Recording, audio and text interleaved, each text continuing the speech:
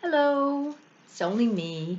I just thought I'd do a quick one. And somebody had made a comment on social media today that there are an American living in London and they are surprised that the British aren't fighting back as yet. And in America, obviously, that there are some pushback going on, as we can see. And they were just wondering what's going to take the British, what is it going to take for the British to wake up? And I responded, and having lived between both cultures my whole life, while each individual person is different, we all have different characteristics and different personalities. There is a general, I guess, there's a general energy in each culture.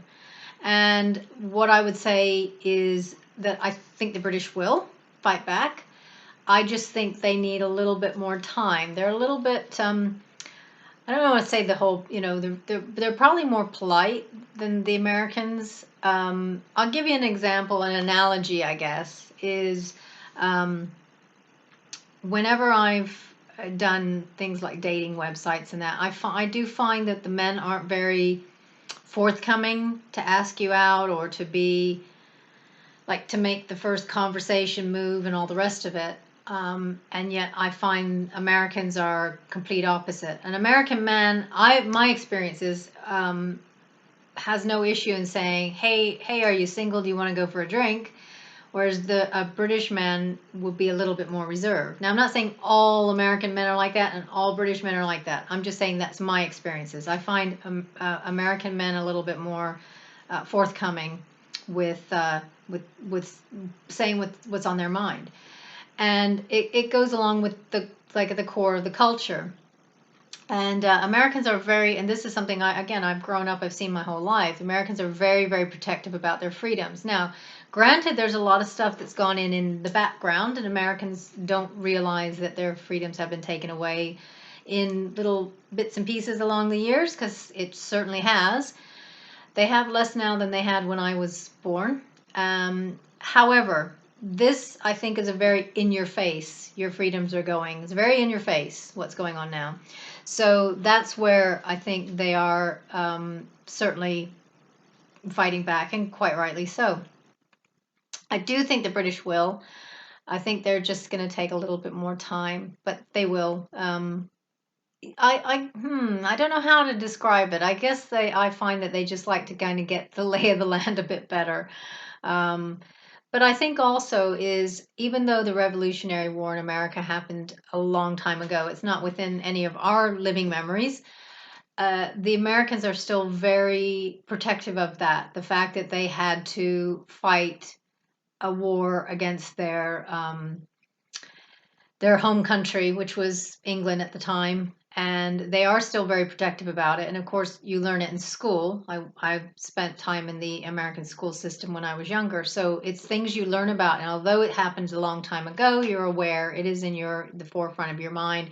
And of course, the Constitution. Again, it's something that I learned in my younger years in school. So these things they are very important to Americans. And if they feel a little bit push, then they will respond. It's just how they are. Whereas over here in Britain, um, although there was a civil war, it wasn't the same kind of thing. And I don't know what's taught in school in regards to the Civil War and all the rest of it. And but it's slightly different, I guess, because America was born out of this conflict.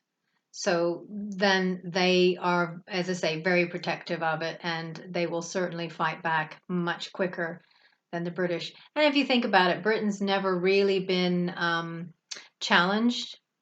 It not in a very obvious way. So obviously they were in the Second World War, and there was threats that perhaps the Axis forces could have come over here. However, it didn't happen. So other than the Channel Islands, there was no British territory that was occupied. So therefore, Britain as a whole don't really understand what that's like to be under someone else's jurisdiction. Although saying that, there was the Romans, but again, that was a long time ago, and I don't think anyone's around that's still living that remembered that one. But the thing that made me laugh actually, because my connection more is less with England, more with Scotland. I don't have any English ancestry. My ancestry is all in Scotland. And funnily enough, I expected, if anything, the Scots to fight back right away. Only because they, again, when you look at the kind of the cultural feel, the cultural feel of the nations.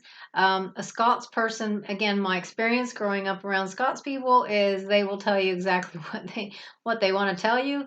Um, and they'll just stand up for themselves more, I think, more than the English. But that's an observation I've made in all the years that I've been around Scots people and English people, and having Scottish people in my family, et cetera, et cetera. And I would say the Scots are a bit of a more formidable culture to be against. But again, they've had their times where, I mean, they kept the Romans out, didn't they? The Romans wouldn't even go into that territory, and now we have what's happening now. So go figure. Anyway, that's just my observation, being with a foot in both cultures. I do think the British will fight back. It's just, they need a little bit more time and a nice cup of tea. That always makes a difference, doesn't it? Solves the problems. Maybe we're not drinking enough tea, because when you have a cup of tea, you can put the world to rights. Thanks for listening, and namaste.